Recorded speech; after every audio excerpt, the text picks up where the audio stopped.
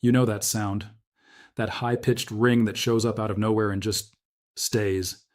Sometimes it's a hum, sometimes it's a hiss, sometimes it's that electrical whine that gets louder the second you try to fall asleep. And the worst part? Nobody else can hear it.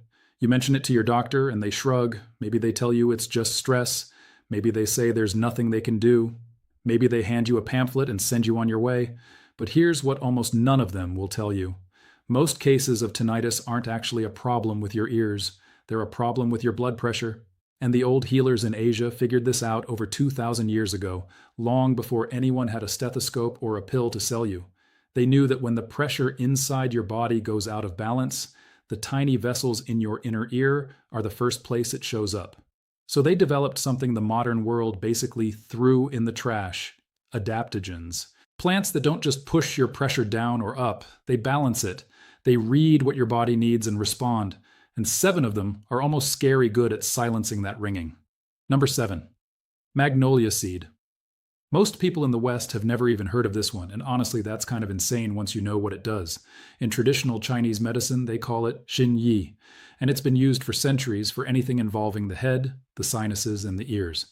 If you've been dealing with that ringing sound, especially the kind that gets worse when the weather changes or when your sinuses feel congested, there's a real chance your ear problem isn't really in your ears at all. It's in the pressure building up in the cavities around them. Magnolia seed works on something called vascular tone. In plain words, it relaxes the tiny blood vessels around your ear and face, and it opens up the pathways that are getting squeezed shut. When those vessels stop spasming, the ringing drops. Sometimes it drops fast. There's a compound in it called magnolol that Japanese researchers have been studying for decades, and it does something fascinating. It calms the nervous system and improves circulation at the same time. Old Taoist monks used to keep these seeds on them during long meditations to keep their minds clear and their hearing sharp. Not for tinnitus specifically, but because they noticed the men who drank magnolia seed tea every morning stayed sharp into their 80s and 90s while everyone else was going deaf. You can find it as a dried herb.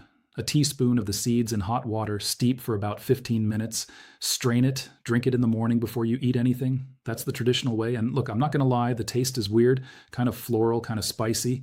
But you're not drinking it for the taste. You'll know within a few weeks if it's working for you, and that's just the entry point.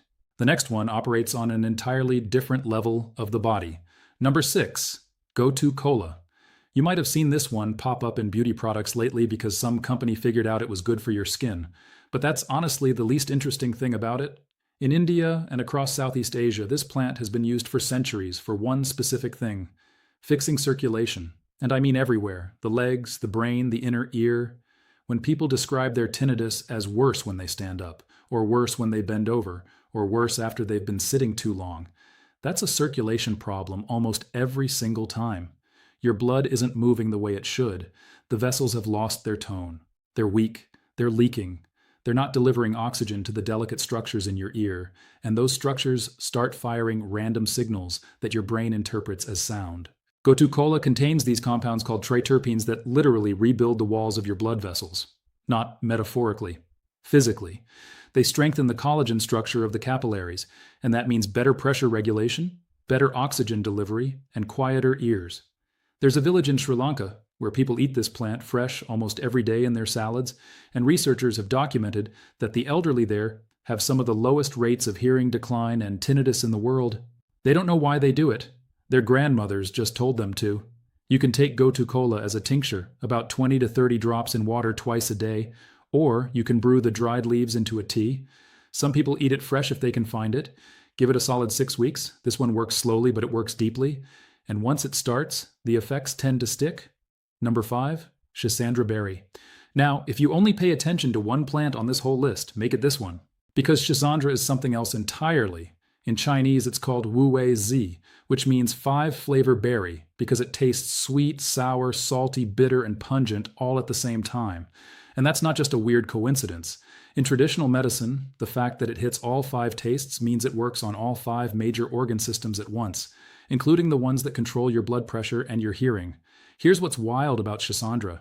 It's one of the only plants on Earth that has been documented to normalize blood pressure in both directions. If yours runs high, it brings it down. If yours runs low, which a lot of people with tinnitus actually have and don't know it, it brings it up. It reads your body and adjusts. Russian scientists studied this plant obsessively during the Cold War because they were trying to figure out how to keep their pilots and soldiers sharp under stress. And what they found was that schisandra regulates the adrenal glands, and your adrenals are massively connected to blood pressure and inner ear function. A lot of tinnitus is actually adrenal fatigue wearing a different costume. You can take it as a powder mixed into water, about 1 gram a day, or as dried berries brewed into tea, or as capsules if you don't want to deal with the taste. And I get it, the taste is intense. But people who stick with schisandra for 2 or 3 months often report that the ringing has gotten quieter, their sleep is better, and they're not as tired during the day. It works on the whole picture, not just the symptom. Number 4. Ginkgo biloba. This is the one you might have actually heard of, but I promise you don't know the half of it. Ginkgo is one of the oldest trees on the planet. It's been around for 270 million years. Dinosaurs walked past these trees, and the Chinese have been using the leaves for nearly 5,000 years specifically for problems with the head, the ears, and the memory. Ginkgo works on something called microcirculation. Your ears are full of tiny, tiny blood vessels, some of them so small that only one red blood cell can pass through at a time. When those vessels get clogged or narrow or sluggish, the hair cells inside your ear stop getting the oxygen they need, and they start sending phantom signals. That's the ringing. That's the buzzing. Ginkgo dilates those vessels. It thins the blood just slightly. It improves how much oxygen reaches the tissue. German researchers have published dozens of studies on it for tinnitus specifically, and a solid percentage of patients see measurable improvement within 12 weeks. Not all of them, I want to be honest with you, but enough that in Germany, doctors actually prescribe it, which should tell you something. If any of this is making sense to you, if you've been walking around with that ringing for months or years and nobody has given you a real answer, you already know what to do. Stick around, because I've got a lot more of this coming, and this is the stuff that actually works. Take ginkgo as a standardized extract, about 120 milligrams a day, split into 2 doses. Give it at least 8 weeks before you judge it. The patience pays off. Number 3, reishi mushroom. And yes, I know technically it's a mushroom and not an herb, but in traditional Chinese medicine, reishi is classified as the supreme herb. They called it the mushroom of immortality, and for 2,000 years, it was reserved only for emperors. Regular people weren't even allowed to touch it. There's a reason for that. Reishi works on the deepest layer of your nervous system, the part that controls your blood pressure at rest. When you're constantly stressed, constantly tense, constantly running on cortisol, your blood pressure stays in this permanently elevated state, and that pressure absolutely thrashes the delicate structures in your inner ear. Reishi calms the sympathetic nervous system. It's like turning down the volume on your fight or flight response. It also contains compounds called triterpenoids that have been shown to lower high blood pressure without dropping it too low, which is exactly the kind of gentle regulation your ears need. Japanese centenarians, the ones who live past 100 on those little islands in Okinawa, drink reishi tea like some people drink coffee. They don't think of it as medicine. It's just part of their day. You can find reishi as a tea, a tincture, a powder, or capsules. Start with about 1 gram of extract a day, preferably in the evening because it also helps you sleep. And deep sleep is where your body does most of its vascular repair. Reishi isn't a quick fix. It's a long game. But if you're committed, it's one of the most powerful plants you can add to your life. Number 2, eucommia bark. This is probably the most underrated plant on this entire list, and the fact that almost nobody in the West talks about it is honestly criminal. Eucommia, or zhong in Chinese, has been used for thousands of years for one specific condition that modern doctors call hypertension, high blood pressure. But the traditional healers described it as an imbalance of the kidney energy, which in their system is directly connected to the ears. There's actually an old Chinese saying that the ears are the windows of the kidneys. If your kidneys are weak, your ears ring. And eucommia is one of the few plants that works on both at the same time.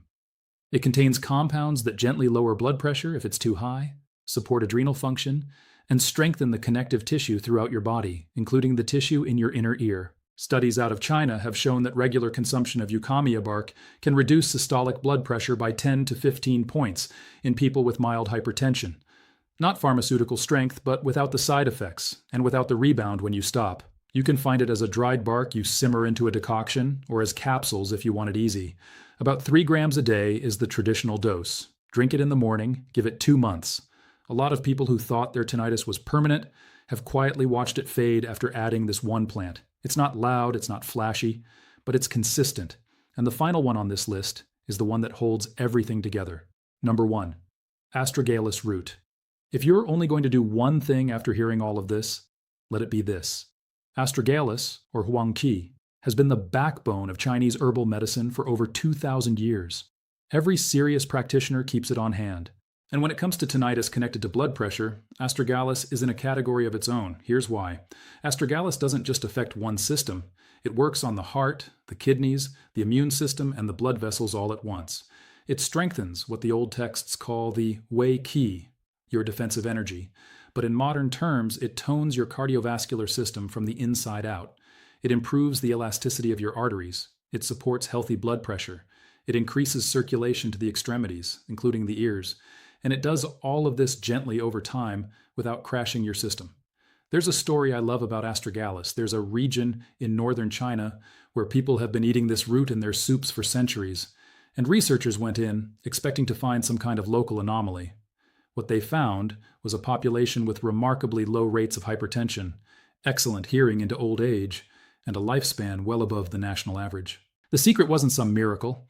It was just astragalus in almost every meal. You can take it as dried slices you throw into soups and broths, which is honestly the most traditional and the most delicious way, or as a tincture or as capsules. About 4 to 6 grams a day of the dried root. Make it part of your weekly cooking. Your whole system will thank you.